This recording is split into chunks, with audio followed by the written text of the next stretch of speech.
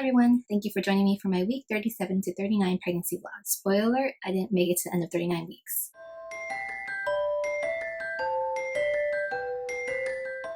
Change of scenery again. We actually moved in with my mother-in-law after giving birth, and unfortunately that means that we're not going to be using the nursery that we worked so hard on. My mother-in-law is going to build a tiny home in her backyard that she's going to live in, and she's going to give us the main house for us to live in. So I guess that's a pretty good trade-off because living in San Jose is pretty expensive. And excuse me, right now it's over 90 degrees in San Jose, and so I don't have the fan on because it'll be too loud for the video. And so if you see me wiping off sweat and stuff like that, then yeah, sorry for being so gross. So as you may have known, previously Mike and I were living at my parents' house, and that was an extended portion of the house that was 500 square feet and a master bedroom and a living room. And my parents were giving us the same offer, which was to let us live in the 3-bedroom, 2-bedroom house while they moved into the smaller portion of the house. And they also spent time to change the floors from carpet to hardwood floors, and they remodeled the kitchen for us as well. And that makes me feel really bad that they did all that work and we're going to move out. And the reason we're moving out is because it just makes more sense. My mother-in-law's house, it's separate buildings, and so we'll have a little bit more privacy. Also the fact that my mother-in-law is a hairstylist, and so she is more flexible with her hours. She can help take care of the child during the weekdays, and that's more helpful as well, versus my mom, who is a florist and owns her own business. She actually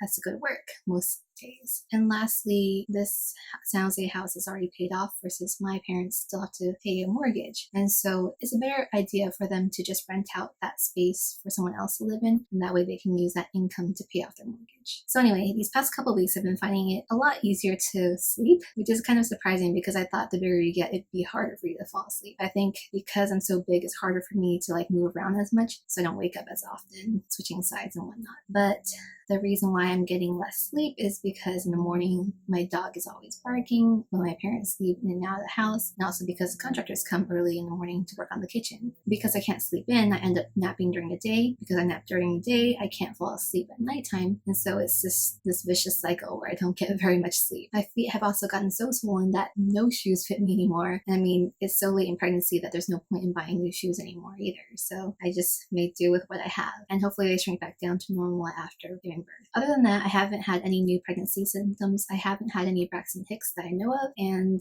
baby still moves a lot and she still hiccups about 5 times a day. At my 38-week checkup, my final height was actually measuring a little bit higher than normal, and I assume that's just because I've been eating really unhealthy the past couple of weeks. The kitchen's being remodeled, we have no way to cook our food, and so I've been eating a lot of fast food, and I've actually been gaining 1.5 to 2 pounds a week versus the normal ½ pound a week that we're supposed to be gaining. This video is kind of short and sweet because honestly, after having the baby, I have no recollection of what happened before, and I also forgot to take a last belly shot right before going into labor, so that kind of sucks because the previous video was actually really blurry as well. And I also don't know my final weight before going into labor, but the days before I was about 185.3, and I still haven't taken my weight after pregnancy because I don't have a scale, because when I moved from house to house we couldn't bring everything with us, and so maybe I will get an update for my postpartum video. But first, my next video will be about labor and delivery. Thanks for sticking with me. If you've made it this far, give me a thumbs up. You can also hit the bell and subscribe to my channel over here, or you can click over here to watch my previous video. Bye!